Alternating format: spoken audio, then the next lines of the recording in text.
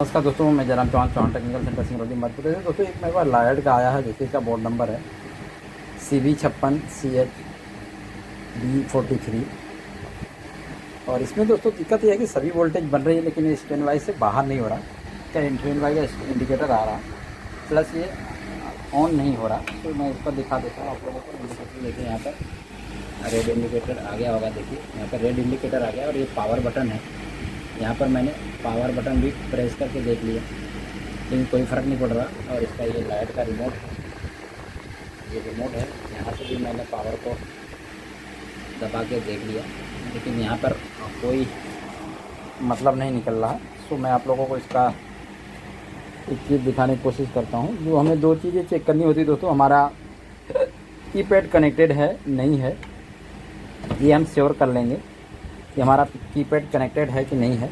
सो हम सबसे पहले यहाँ पर अपने मीटर की तार को लगा लेते हैं दोस्तों और अपने मीटर की तरफ ध्यान देंगे दोस्तों।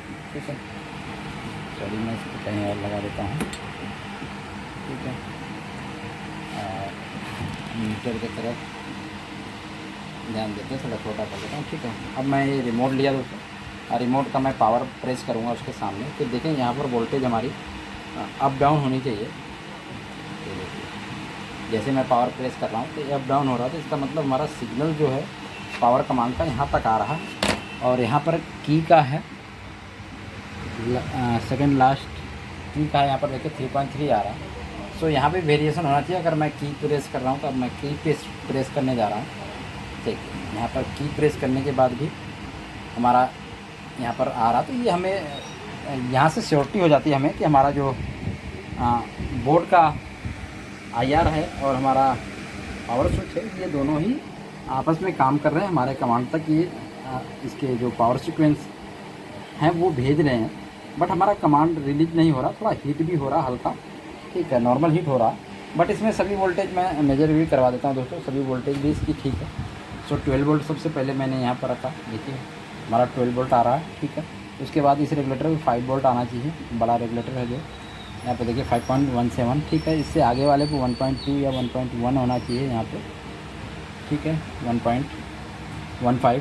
ठीक है, ये भी कंफर्म है। और ये वाला एक रेगुलेटर है, इस पर 1.2 है।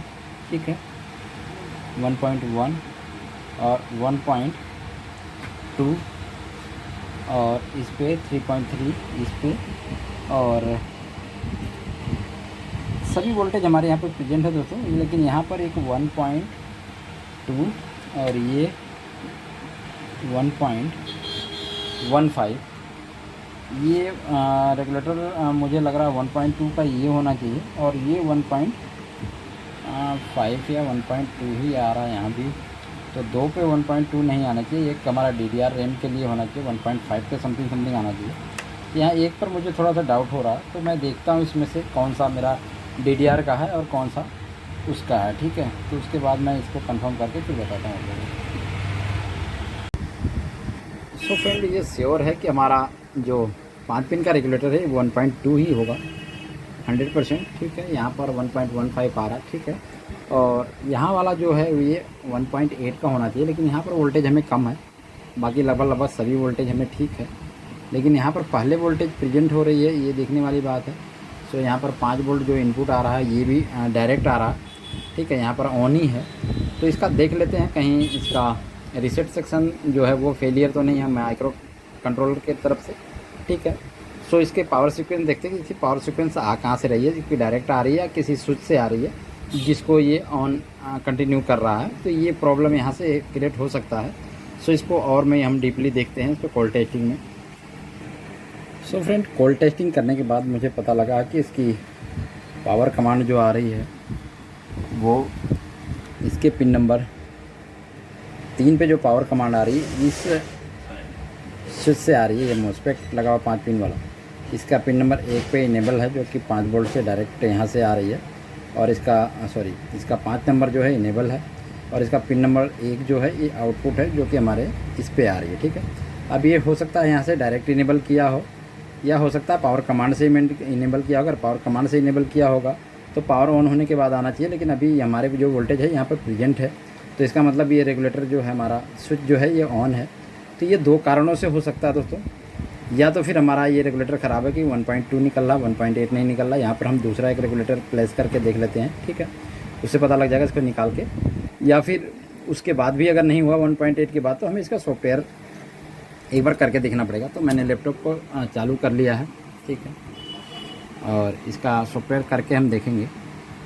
और इसके बाद हम सबसे पहले तो इसको रेगुलेटर को हम दूसरा डाल के देखते हैं दोस्तों, उसके बाद हम बाकी काम करेंगे, ठीक है। 1.8 दे के देखते हैं, ठीक है। सो फ्रेंड, मैंने ये रेगुलेटर को निकाल दिया है। अब हम 1235 या 2596 को लगाकर यहाँ पर देखेंगे, यहाँ पर 1.8 देकर फिर देखते हैं क्या इसका रिजल्ट होता है। तो फ्रेंड, ये देखिए मैंने अभी यहाँ पर जो 1235 का मॉड्यूल है लगा दिया है, लेकिन मैंने टेस्ट के लिए ये कर दिया है। मेरा सेट जो कि ऑन हो गया, यहाँ पर बैकलाइट भी आ गया है, ठीक है, बैकलाइट भी आ गया। सो यहाँ फिर हम ओरिजिनल इसका जो रेगुलेटर है वो लगा देंगे, फिक्स कर देंगे इसको, ठीक है। टेस्ट करने के लिए हम 1235 या 2596 का प्रयोग कर सकते हैं दोस्तों, ठीक है। अगर इससे ज़्यादा हाई एम्पेयर देना है तो हम 2596 का प्रयोग करेंगे। अगर 1235 से ऑन नहीं होती है तो हम हाई एम्पेयर का इसके ऊपर सप्लाई देकर देखेंगे 2596 से, लेकिन 1235 से ही ऑन हो गया है। सो इसको फिक्स करेंगे वापस। जो हमारे पास रेगुलेटर सभी इसके पड़े हुए हैं ओरिजिनल वाले, वो सभी डालकर इसको फिक्स करके इसको पैक कर देंगे। और इसकी सॉफ्टवेयर मेरे पास पड़ा हुआ था, फिर भी इसका बैकअप मैं लूँगा आप लोगों के लिए, ठीक है। ये फुल HD का है, लॉयड का 43 इंच का, ठीक है। नमस्कार।